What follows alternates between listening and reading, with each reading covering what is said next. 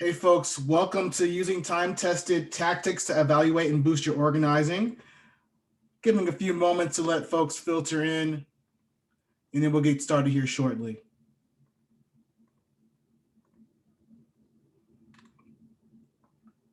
You note that folks are on mute. That's just to keep some background noise to a minimum. We have a really big group today. Thank you so much for making time to join this training. We're so excited to get into it.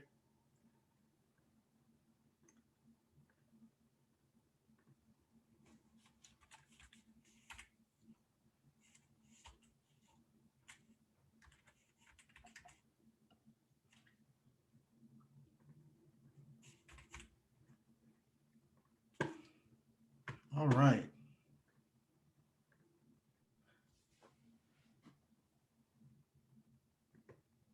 Wow, we have a big group. Hey everyone, welcome again. This is a training about using the time-tested tactics to evaluate and boost your organizing. It's a co-training with myself, Seth, and from Action Network / Action Builder, and Liz with the AFL-CIO. Hey everyone, welcome.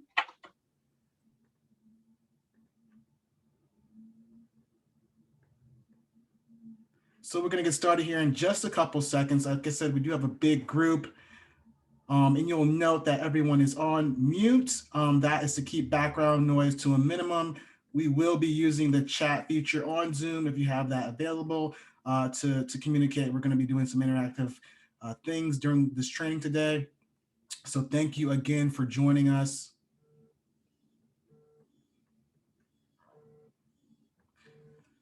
And so this training will cover the basics of the leaderful organizing model, including assessments, one-on-ones, and more, and how to bring them all together into an effective power-building organizing program that identifies and develops leaders to help scale progressive movements. So that's what we're really here today to talk about, to learn about, and we're going to go ahead and get into it. So again, thank you so much for joining us. We'll get started here shortly. Looks like we got most of the folks have made their way into the room. Again, we'll be sharing our thoughts and ideas with the chat. So if you're able to do that, I invite you to use the chat for today's training. And to get started, let's start using the chat, locate that, and introduce yourself with your name, pronouns, and what's motivating you to join today's training. What's motivating you to join today's training? Because we have a big group, and I'm really curious to know, and I'm sure Liz is curious to know, what brings you here?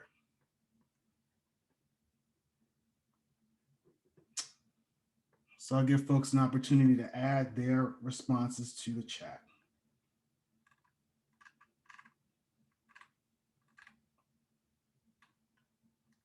See, we have some folks from Canada, folks joining from all across the United States and also Canada too. Wow, thank you so much for those responses. Okay, for the sake of time, we're going to keep it moving here. Feel free to continue introducing yourselves in the chat. This is going to be a learning experience for all of us here. So again, this training will cover the basics of the leaderful organizing model, including assessments, one-on-ones, and more, and how to bring them all together into an effective power-building organizing program that identifies and develops leaders to help scale progressive movements. So our agenda today, we're going to do a brief intro of your trainers.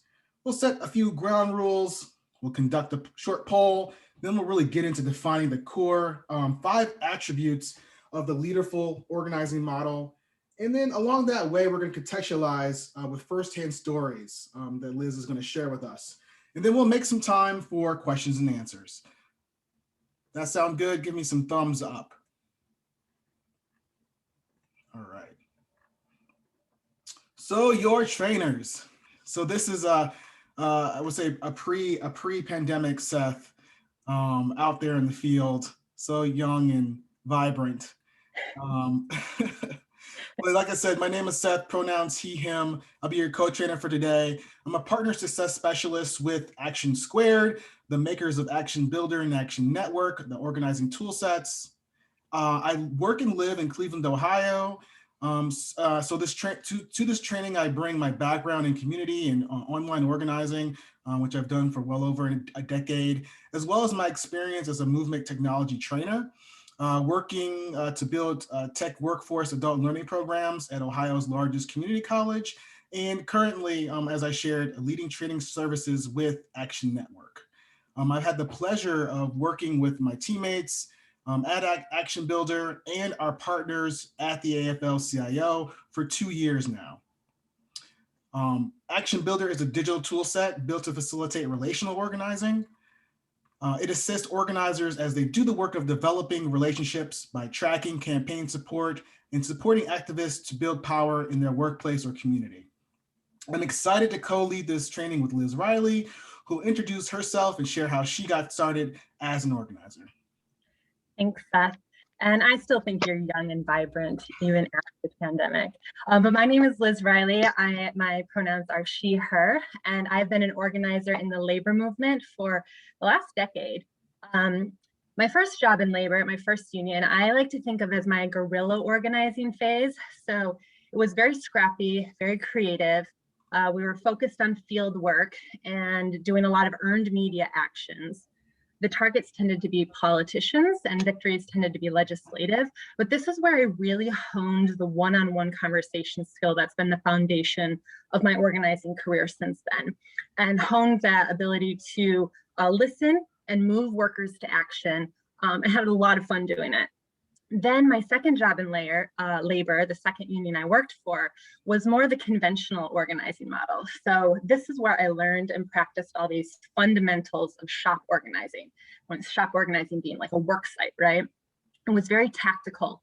It was methodical. We talked a lot about the math and the music of organizing. Strategic decisions were based in data and quantifiable benchmarks. Targets were usually union busters and often the boss, but really truly was the union busters behind the bosses. And the victory was clear. It was winning an NLRB, National Labor Relations Board election, get union recognition and a contract. And this is where I really learned organizing. I'm super happy to be here with you all and share what I've learned. Thanks, Liz. I did want to set a few ground rules for today. So just as a reminder, please type your questions into the chat and we will pause at points in the conversation to respond to your questions as time allows. We want to be respectful of folks' time, but we also want to cover some really important pieces of content today. So we will be participating in the spirit of learning that affirms folks' lived experiences and that those experiences are valid and valuable. And it makes them an expert as it relates to their lives in the communities that they're a part of. And then lastly, everyone here is a teacher and a student. So we all bring our full selves and experiences here so we can learn from each other. So on this slide here, what I'm starting out with is an excerpt that I really want to share from our new organizing guide. So at Action Builder, we put out an organizing guide this past week actually, and this is an excerpt from a section called What We Know as Organizers. So it's no secret that organizing is hard work. At the same time, talking with people, knowing them, creating relationships, and building leaders is what has and will advance our progressive movement. Plus, it's what sustains us, protects our most vulnerable, and for many of us, it's what brings us joy. We know that building authentic relationships with and between people is the best way to help people shift their view of themselves relative to their work and the community. Real relationships also allow organizers to best identify leaders, which helps win, propel, and sustain progressive policies and ideals. We know that much of the work of organizing is about building robust networks based on trust and knowing that we have each other's back. It's about seeing, knowing, and honoring our humanity and the rights that come with it. We haven't discovered any new models, methods, or tactics. We've learned from and continue to learn from the people who work tirelessly day in and day out to help folks recognize and step into their individual and collective power. We know that our challenge is learning how to integrate voting and organizing, moments and movements, winning and wielding power, local resources and national resources, high tech and high touch, mobilizing folks and building leaders, C3 and C4, and practicing passion and patience. These are not easy accomplishments, but now is our time to figure out how to unite these actions for impact. Together, we can and will create the future we've envisioned all along. In this training, we will draw from labor organizing tactics and translate it into a broader organizing campaigns that build power for the people. So the 5 core concepts for today we'll cover. 1, what is an assessment? 2, what is a one-on-one? 3, how to identify and nurture leaders. 4, how to assign tasks. And 5, how to measure progress and define wins. But before we dig into these concepts, we're going to do a quick poll. So we're going to get you participating here. So Liz and I are really curious to know, this is going to help us kind of define this training, of the 5 learning options or the learning points, which do you have the most interest in learning about? So you can just put in the chat either A, B, C, D, E, or F, depending on what are the learning points for you specifically are you most interested in learning about? What's going to be helpful? So I see a lot coming in here. I don't know if we can, so I see a lot of C's. So how to identify and nurture leaders. I'm seeing a lot of E's, how to measure progress and define wins. So we'll definitely be covering that. C and E seem to be our popular responses. All right, well, let's get into it. Thank you so much. So in order to provide that context, I have my expert here today, Liz, and Liz is going to share the McHospital story. Thanks, Seth. Yes, so I'm going to tell you throughout this training the story of a hospital that I helped nurses organize, and we're going to anonymize the names because it was real and the Union Busters are still real. So we're just going to call it McHospital today. So McHospital, and every time I say their name, boo, hiss, right? McHospital is a huge multinational corporation. And they go around the country buying up local nonprofit community healthcare systems for profit. So what they do is they'll come in, they will exploit the workers, they will exploit the community, and then turn patients' pain into profit. So truly, and I don't say this to be dramatic, but with all sincerity, it was really one of the greatest honors of my life to meet and work with these nurses who took on this Goliath so that they could win respect and dignity for themselves and their patients. And it was just under 300 workers that took on this multinational corporation. So I'm going to share their stories with you. So Kay and Janet, who were 2 ER nurses who teamed up to start the organizing campaign from nothing, taking that brave first step. And then Juanita, Raquel, and Scarlett, who were 3 ICU nurses. When they got involved, it took the campaign to the next level and made it viable for a win. There was Carolyn, who was a med-surg nurse, medical surgical, who turned an entire department from anti-union to pro-union.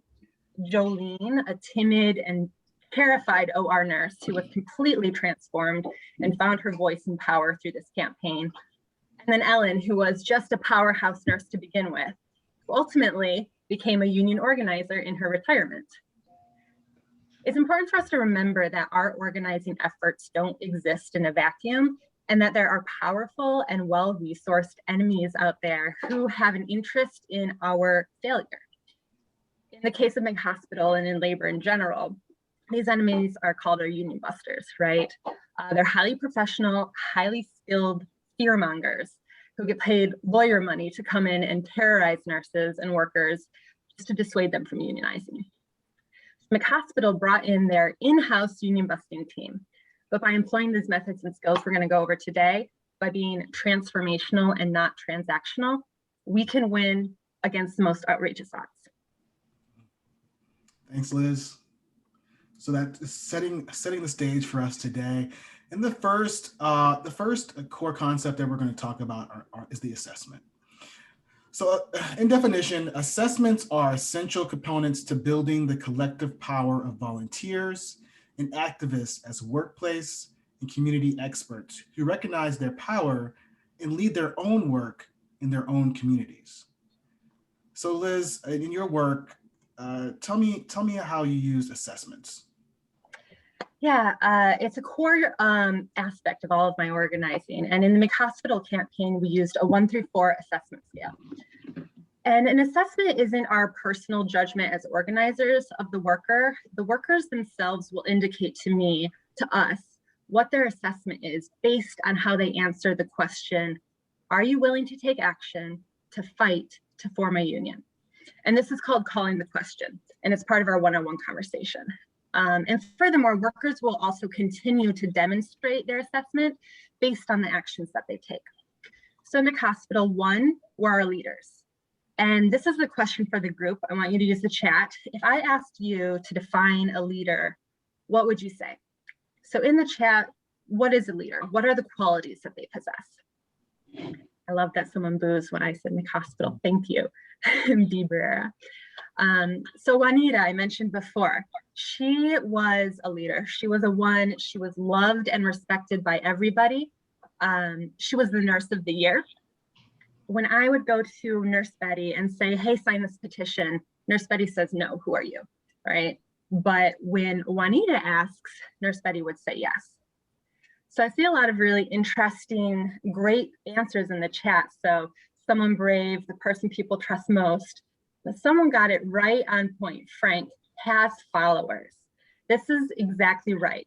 You know, a lot of people in our campaigns can be brave and trustworthy, curious, good listener, but if they don't have followers, they're not a leader.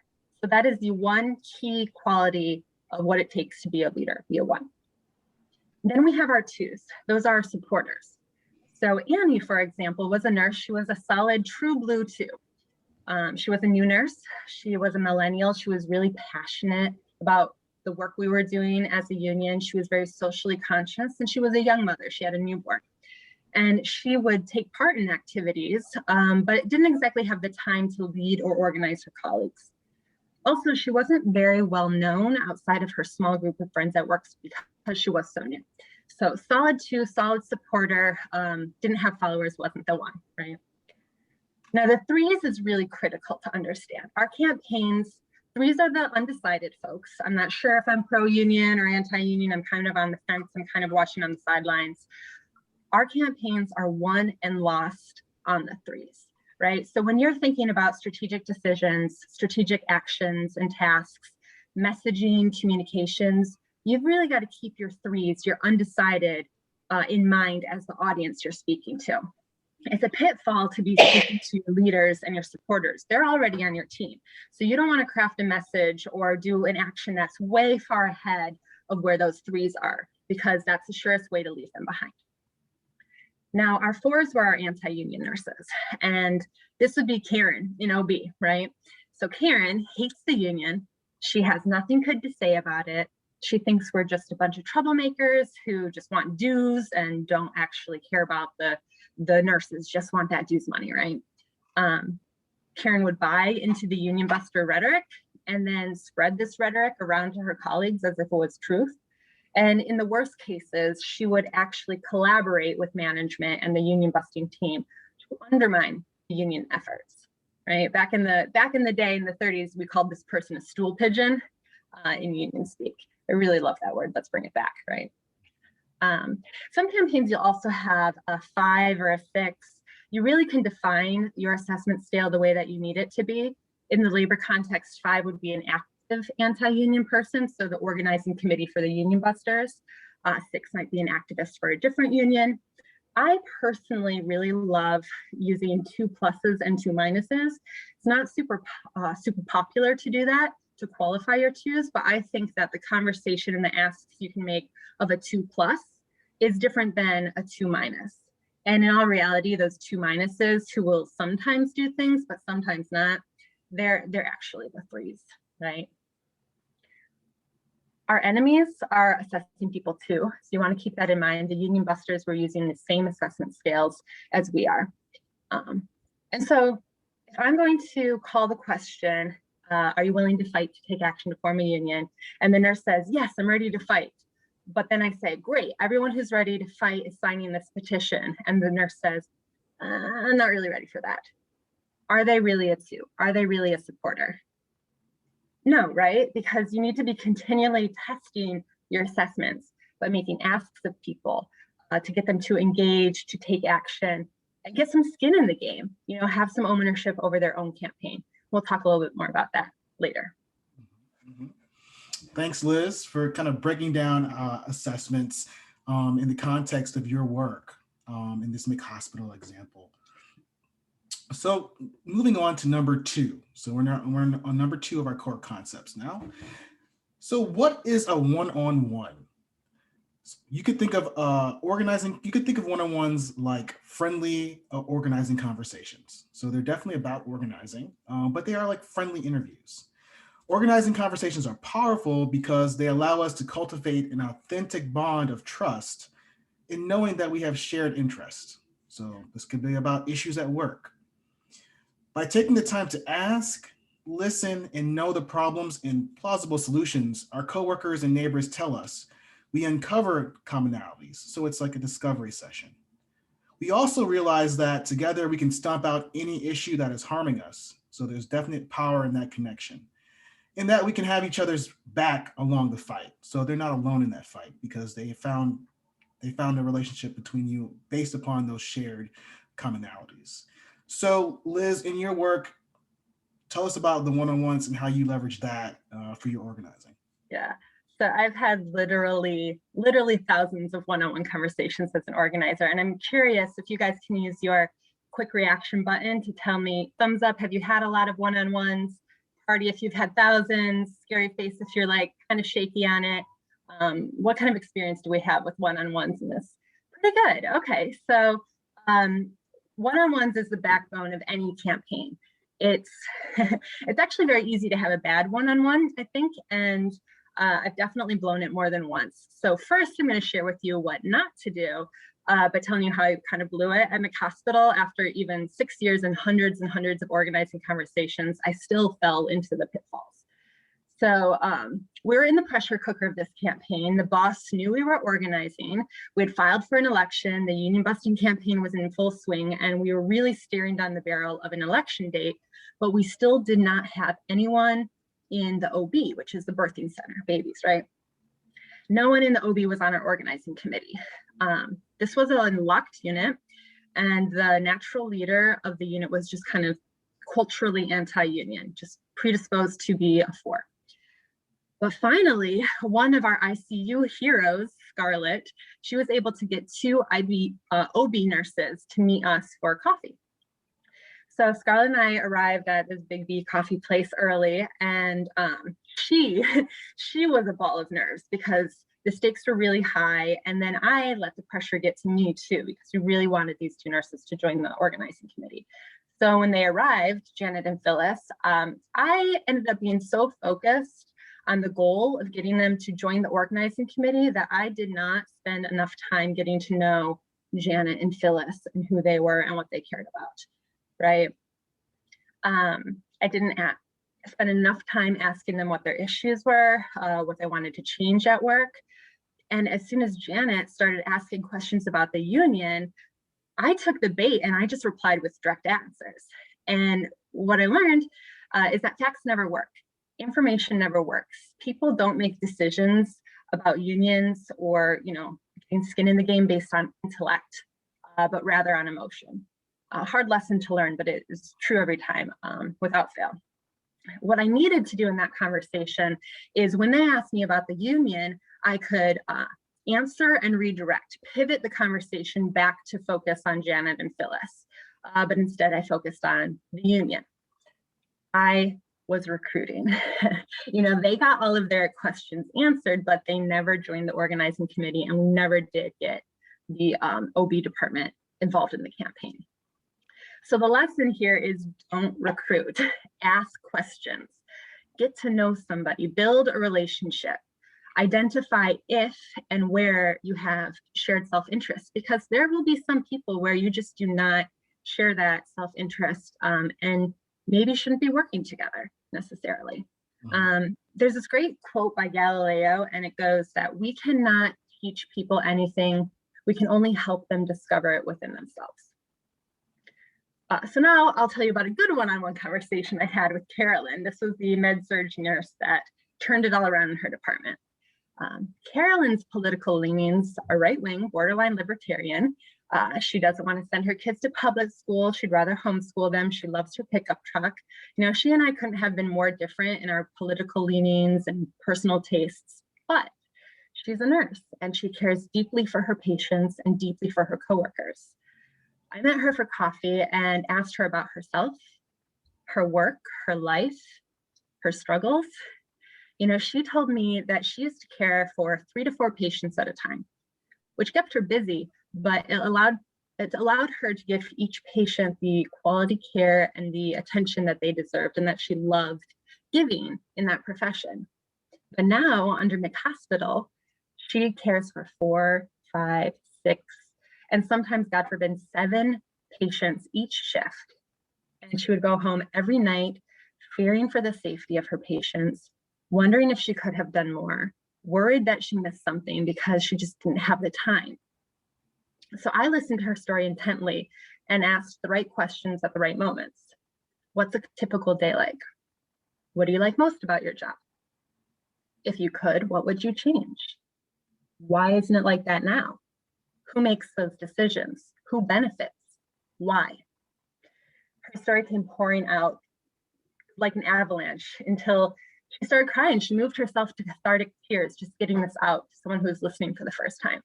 I really barely said anything in that conversation. I didn't speak more than 20% of the time. And when I did speak, it was to ask a question. I didn't talk about the union until the very end, after over an hour of her talking and crying, and after she told me she was willing to take action and make a difference. So in that conversation, she convinced herself that she needed to do something and that forming a union was the thing to do. She found the answer within her own heart, and all I did was ask and listen.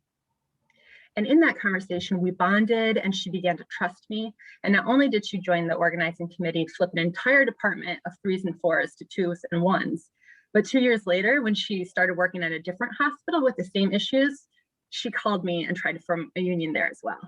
So the moral of the story is get good at asking questions, and specifically open-ended questions. So people have to respond in full sentences, not just yes or no. You can agitate by asking questions, the right question at the right time, to get them thinking about the whys and the who benefits.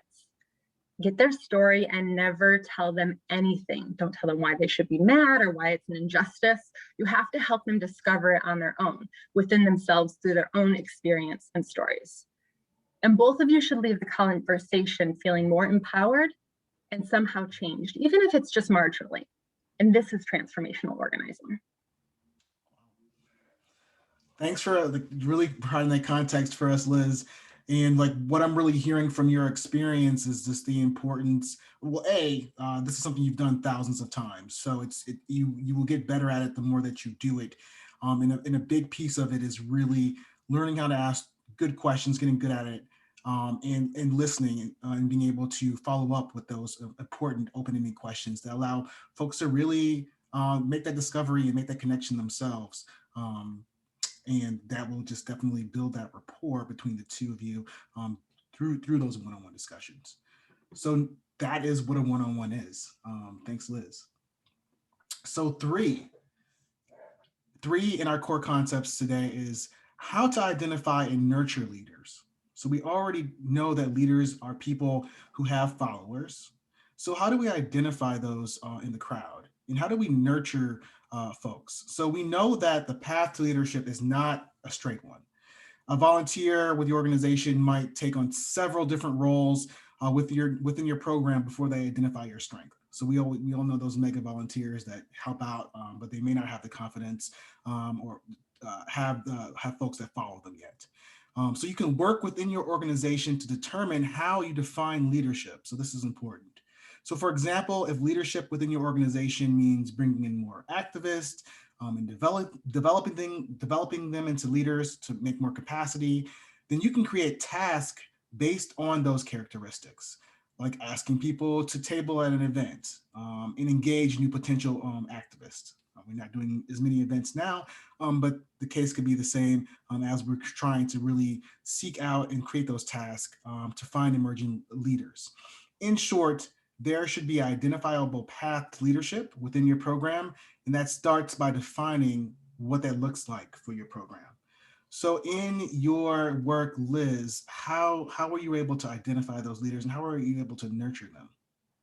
Yeah, absolutely. It's really important, right? And I think the starting place here is to understand that a workplace or a community is already organized. You know, there's already leaders, there's already followers, and it's our job as organizers to identify and build relationships with those natural leaders that already exist. So, for example, at McHospital, boo hiss, Raquel, she was a young ICU nurse, and it turned out that she hosts a bachelor watch party at her home with all the other young nurses. So, of course, when Raquel joined the organizing committee, all of her friends became supporters. Juanita, who I mentioned before, was the nurse of the year.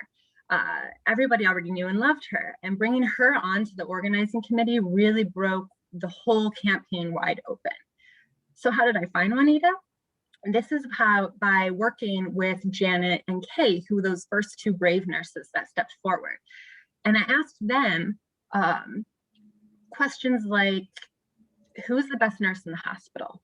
Who's the most respected? Janet, so she was very timid and quiet, but in my opinion, she's one of the strongest and most underrated leaders in the labor movement. She was the one that brought Juanita into the fold because she knew through my asking those questions and by reputation that Juanita fit the bill, right? And so one day she just saw Juanita in the parking lot and worked up her courage and just walked up and started talking to her. And Janet told me later that she was shaking like a leaf when she was starting that conversation, but she ended up inviting Juanita to a meeting at her home. And at that meeting at Janet's house, there's no more than 8 or 10 nurses. Juanita, this natural leader, just sat there quiet as a mouse, just taking everything in. We didn't ask anyone to sign a union card. We just talked about the issues at McHospital. We talked about the vision for how it should be or it could be. And a week later, Juanita went into work in the ICU and had a particularly stressful day. McHospital gave her 4 patients, and in the ICU, 2 is manageable. And Juanita just hit this breaking point. She pulled her work best friend, Scarlett, into a closet and broke down ranting about how bad McHospital is and how we're going to form a union because we can't take this anymore and it's not right, which is the beauty of righteous anger, right? Mm-hmm. So after that, I met Juanita and Scarlett for coffee a few days later, and then the entire campaign broke open from there. A few months later, we hit a wall, and we couldn't break into surgical services for everything. So these are closed units, literally behind locked doors, because employers, by design, keep workers from being able to interact with each other. No one on our organizing committee knew anybody in surgical services, so we tried another tactic. The union that I worked for at the time had been lobbying for a particular piece of hospital safety legislation for years. And as part of that recurring legislative campaign, the union would ask nurses all across the state to send in postcards of support to pass the legislation. So enter Superwoman Nurse Janet again, and she started pounding the pavement and just knocking doors of nurses to get this legislative postcard filled out, right? And I remember one day in particular, while she was out knocking doors, I was at a restaurant having a small organizing meeting with a handful of nurses. And Janet joined us late, but she came in floating with her chest like lifted to the ceiling. She was standing 10 feet tall. And when I asked her how the conversations go, she's just like, yeah, we're good, you know. But it turns out that she had just spent over an hour talking to, at the home of a nurse named Ellen, talking about the union. And Ellen just happened to be one of the most senior nurses in surgical services. She knew everyone. She had a sharp sense of humor. She was universally respected and loved. And yes, Ellen joined the organizing committee and then broke open surgical services for us and was that born leader. And I think someone wrote this in the chat that we need to keep in mind that not all leaders are going to be on our side. So the OB nurse that I mentioned before, who was just naturally anti-union by disposition, she was also a natural leader. And as a result, we never got the OB department. So the other part of your question, Seth, was how to develop these leaders. And it's very basic. You continue having the one-on-one conversations. You continue agitating and keeping asking questions and asking them to do things, which I think we're talking about next. But more important than that, we need to march arm in arm with them through the campaign. Solidarity, right? We have a saying in labor, and maybe you have it as well. People don't care how much you know until they know how much you care. So we need to be there for our leaders when they need us. I've been the shoulder to cry on. I've been the cheerleader when someone needs a pep talk. I've answered my phone in the middle of the night when they're scared. And really cultivating, developing those leaders looks a lot like being just a good friend. Thanks, Liz, for kind of really digging into how we identify and nurture the leaders. And what I really hear from that is like what we're here today. We're talking about tried and true tactics, and being someone that is accountable, in helping to encourage people to practice the act of courage, because it is a practice. In showing that you'll be there, in marching with them one-on-one really helps to people to find their strength. In that story, right, that you shared, I really think exemplifies that. So please excuse the slide. I realize there's a typo there. It should say leaders have followers. I was trying to make it as simple as possible. I was kind of going back and forth with leaders are people or have people that follow them. And it really is as simple to say that leaders have followers. Let's just take that away for today. So moving on to number 4 of our core concepts. This one is key if we were going to pull something out, I think, and that is having to do with assigning tasks. So you can get folks to follow you, and you have your volunteers, but how are you growing and how are you sustaining, and being able to assign these tasks is so very important. And tasks are tests that your leaders can do to help them grow, and also helps potential leaders grow. Leaders and potential leaders should be active, public supporters of the campaign. Designing what it means to be a leader before you launch a campaign is so critical to leadership being real and earned. People have to have that sense that they've earned that. So a core task for any experienced leader is the ability of growing more leaders. So Liz, in your experience, how have you assigned tasks, and what has the outcome been? Yeah, I love how you say growing more leaders. We say our job as organizers is to organize ourselves out of a job, right? So we talked about how there's a lot of natural leaders, but I would be remiss if I didn't say that leaders can also emerge and grow into their power. And I saw this with Jolene, the OR nurse I mentioned earlier. The first time I talked to Jolene on the phone, she was so scared that she couldn't even get a word out, let alone string a sentence together. She was literally stammering, couldn't say a full word. She was so terrified. But a year later, after slowly completing step-by-step escalating tasks, she went from, will you talk to this organizer on the phone, not being able to get a conversation out, but at least picking up the phone and making the call, to, will you come to this meeting, to, will you sign this petition, to, a year later, will you appear on a television commercial publicly shaming your employer for the treatment of their patients, which was a total transformation. She transformed from a feather to a steel hammer.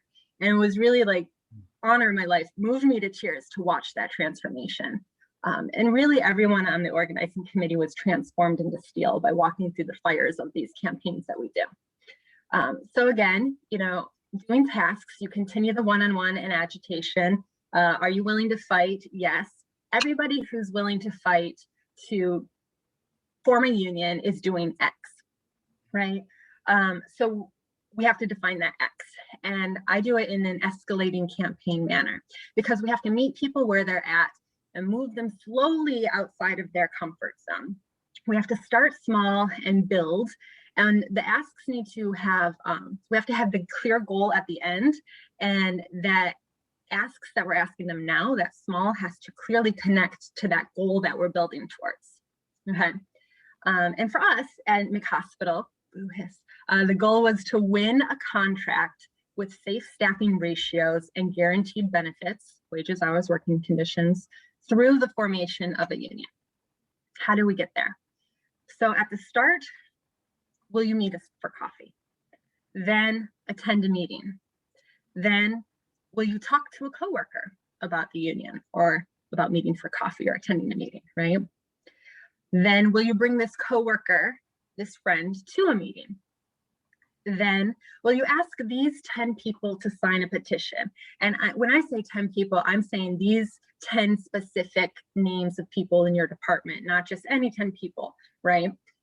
Then ask those same 10 people to be part of a delegation to deliver the petition. See how it's kind of growing and building and getting a little bit harder and harder. Then ask those same 10 people to sign a union card, a little scarier. Then ask those same 10 people to give a picture and a quote, publicly committing to vote for the union and why.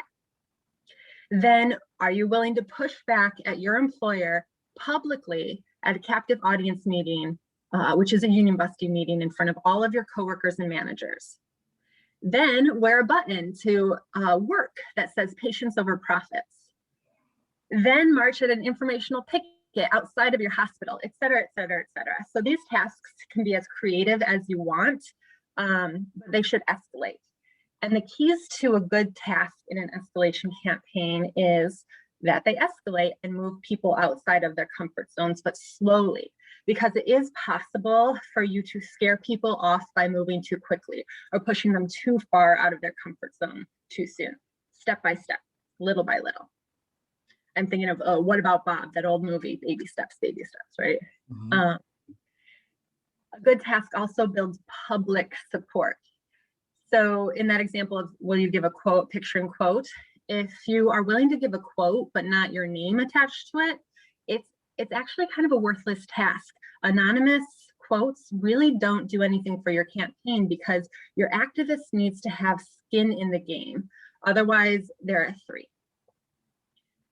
Good tasks will get workers and activists talking to each other and fighting arm in arm with each other, bonded in solidarity. You know, that informational picket, it's scary for people to do, especially outside of their employers. But if they're with each other, that gives each other courage, and it really just forms a bond naturally. So good tasks, keep in mind how will they form this bond? How can they do this together? Something that's a little scary. And then of course, a good task is clear, measurable, and time bound. So in the petition example, we need 150 signatures by next Tuesday, and you need to get signatures from these 10 specific people, not get as many signatures as you can from whoever you want. Big difference. Easier in union organizing where it's a closed shop, harder in community organizing where we just want to organize the world, right? But it's very important to define your universe. We'll talk about that next. And then bringing it back to assessment, if everyone says so-and-so's a 2, she doesn't do the thing, she doesn't do the task, she doesn't sign the petition, she's a 3. And that is the hardest lesson to learn, especially for your activists. They will tell you all day long, I know, so-and-so didn't show up, I know she didn't speak up, but she's telling me every day she's for us, she's for us, she's for us. Unless they have that skin at the game, they're not for you. And I'd agree that is a hard lesson to learn. And taking the time to really think about the task, quantifying them. And like you said, there's a creativity that is involved there. And it may look different from, workplace to community, for example. But what I hear too is the fact that this does take time. And you kind of think about muscle building, not to kind of make the analogy, but time over tension on that muscle builds strength. So the more we could think of the task as that tension, and the more escalating task, lifting more of that weight, the stronger we get. And I just thought of that. Maybe someone else thought of that, but I thought that was kind of an interesting connection. That this does take time, and it takes time to build that muscle. But the more that we practice that, the easier it gets. So 5, working together to define wins. So I know that I think we had a lot of votes on kind of like interest in understanding how this works. So working together to define the wins. You know, when we are launching a campaign, we want to define and we want to have the end in mind. There should be, like you said, we should be organizing our way out of being organizers, right? So we want to measure the progress toward the goal. So engaging leaders, activists, and members in defining what the win will be and how to measure that progress towards the goal is a core part of the model that we're talking about today. And then you really want to be able to define the smaller wins along the way, kind of like we talked about in the escalation of tasks. We also want to be able to call out and speak to the wins that we're seeing in our campaign along the way because it keeps people motivated. So, Liz, in your work and in your experience, tell us more about how you were measuring that progress toward that goal. Yeah, it is super important to be able to define the scope of your campaign. And honestly, with union organizing, it's somewhat done for us. So it's a little bit of a easier thing in labor than in community organizing because there's a workplace with a finite number of workers, and there's labor law scope to say define who's eligible for a union and not. But in community organizing, the pitfall that I see the most, and I referenced this before, is that we try to organize everyone in the whole world. Like everyone's welcome to our movement, right? Which sounds great, but it actually sets us up for failure in most cases. So you really have to consider seriously how many people you actually need to accomplish your goal. And then using the equation of 1 leader for every 10 activists, that's how many leaders you need to develop. And this is going to fluctuate based on your goal. And it might change over the course of the campaign, but it really behooves you, benefits you to think in the beginning of your campaign, like, what is my goal? What am I trying to do? Whether it's pass this legislation, try to get it measurable, clearly defined, and then work from there. How many people do I really need to accomplish this goal? And it might be less than you think, right? Which would be, a lot of small number of mighty people can get a lot done. So we use the term organizing committee in labor, and I think that translates very well to community organizing. And you want to have 10% of your entire campaign or universe meaning the number of people you need to accomplish your goal, 10% be on that organizing committee. In labor organizing, we want to have 1 organizing committee member on every unit and every shift. So depending on your landscape, what your community looks like, you might want to say, I want to have 1 leader at this church, or 3 leaders at this church, and 1 leader at this Sierra Club, what have you. But it needs to be well distributed in labor organizing. You want someone every unit, every shift, every department covered, 1% of OC. You want 65% of your campaign to be 1s and 2s, your leaders and your supporters. And those 1s and 2s, those assessments need to be backed by the completed tasks along that escalation campaign.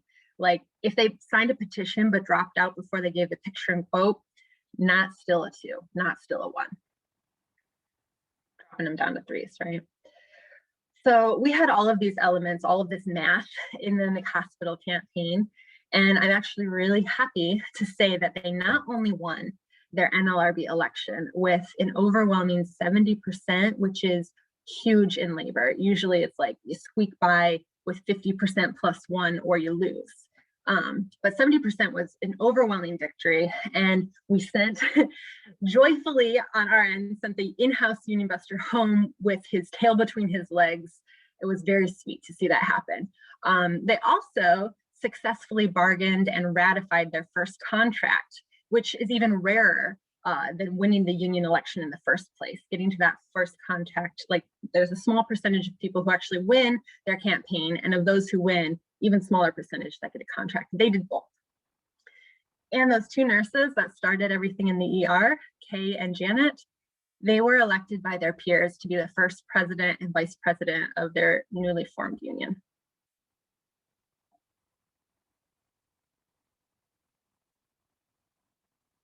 And that's how we won at McHospital. Thank you. I realized I had myself muted. I apologize for that. But no, thank you for sharing that, Liz. And it just really helps to actually have a story to attach to these methods that we are talking about today. And I know a lot of times it isn't as clean as we laid it out today, but these we just hope that you can reference as you kind of look back to methods that have just worked for decades for organizers. So in the today I learned recap for the training using time-tested tactics to evaluate and boost your organizing. If you are still willing and able to participate in the chat, tell us what are two of the five core concepts we covered today. Maybe two of the ones that really kind of stood out to you or that you think would be something that would be helpful to kind of work on for your specific program. Assessments, assigning task, working together to find wins, one-on-one assessments, that one-on-ones are emotion-based. Yep, task or task. That was a big one for me to learn about the one-on-ones. Definitely, we have to come at it from that relationship building aspect. That's the only way that we can move people. We cannot sell them a brochure that doesn't work that way for liberation at the end of the day. What makes a leader a leader? Task and growing responsibility. Thanks, y'all. These are all wonderful, wonderful responses. And we are actually, we are wrapping up. And we, as promised, we'll be able to field a few questions. We're going to wrap up for the top of the hour, so we do have about 5 minutes left to be able to do that. If you have questions for Liz or myself, you can drop those in the chat. And I think I did see a question sneak in there. What would say to someone if they have membership with the union in the past, but now they don't and they want nothing to do with the union? How do you approach this issue? Great question. And I'm split in the answer. The immediate obvious answer is mark them as a 4 and move on. And I know this is really hard to do, but if someone, remember what I said about assessments, like how they answer that question, are you willing to fight to form this union? They are telling you what their assessment is. And do not waste your time trying to convince the 4s, because there's 10 other 3s that need to be moved to a 2s. So if they say, no, I'm out, go away, that is your right. That is, I can completely respect that. I'm gonna put you over here, keep you isolated maybe, and not waste my time talking to you because you already told me to bugger off. And I know that's kind of hard to hear, but it's really the best use of your time. The other way to approach it is identify who their friends are, who they follow, and try to cultivate a relationship with the leader that person follows. And you will not have success with that person, but maybe their friend will. Other questions in the chat. There's a recording. Seth, can you speak to what's being done with the recording? Yes, so we're going to get the recording cleaned up and posted, and we'll be sharing that out via your email that you used to sign up for today's training. All right. Also, we'll share a link to the organizing guide as well. And Eric, I love this comment. We would love to have an explicit mention of class, if not as an analysis, as part of this training. I would love to hear more from you on that topic. I think it's a riveting aspect that you're right, we did not touch on, and it's really plays a role in everything, right? Yes to class analysis from Sam. I'm on board. So Johnny has asked if there's a follow-up training. This is actually a redo of a training that we did for Netroots for 2020, which Liz and I were fortunate enough to be able to co-train on. And to answer your question, we'll have to develop something. This is just, again, we did not get into any type of class analysis, race analysis, and all that factors into how we organize, right? Because we're all coming from various communities. So part 2. We would need a part 2, but that's something we would have to work to develop. We have plenty of content to share with you all and experiences as well. And thank you for the thought and offer of being able to come together and perhaps do that. Yeah. Thank you. I also want to shout out and thanks for the questions about Action Builder. Todd and I think someone else said, the difference between Action Builder, Action Network. Yeah, Action Builder is a tool set that We didn't talk about charting, but the assessments we did talk about. It's a way to visualize the assessments, to look at a list of workers. I am all about the list as an organizer. I love the tool of Action Builder to bring our old school wall chart of butcher paper, colored assessments that are on the wall in our war room into our phones and into our pockets. So I'd be happy to talk more about integrating these concepts in with the tools that we use. Mm-hmm. I see another question, or we're almost out of time, but would like to know how to apply these principles to an already formed group that is experiencing more and more apathy during the pandemic. Falling below 50% membership is frightening.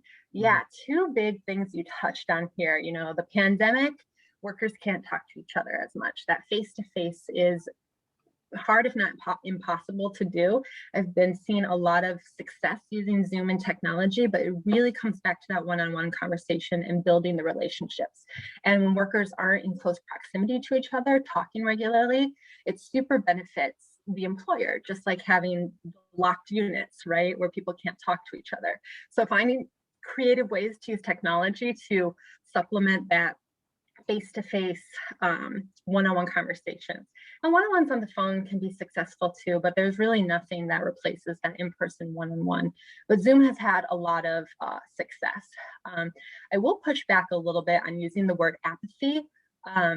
It's used a lot, and I actually reject the idea that workers are apathetic. I think that we didn't identify their hot button issue. We didn't talk to them enough. We didn't get to learn who they are and what they care about enough. I think that apathy is people get so beat down that they internalize and suppress the things that they're angry just to get through.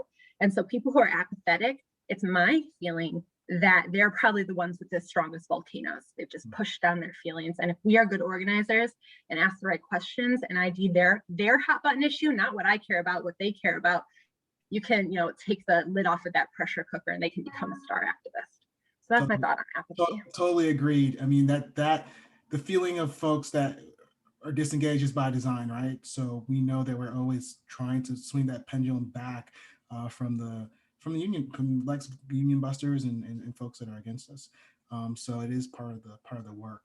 But yeah, we started writing the guide in the midst of the pandemic and kind of pushed it back, and have a section now kind of speaking to that and how organizers and individuals are coming up with creative ways to continue the work in spite, and it's been challenging, but folks have figured out ways to do this.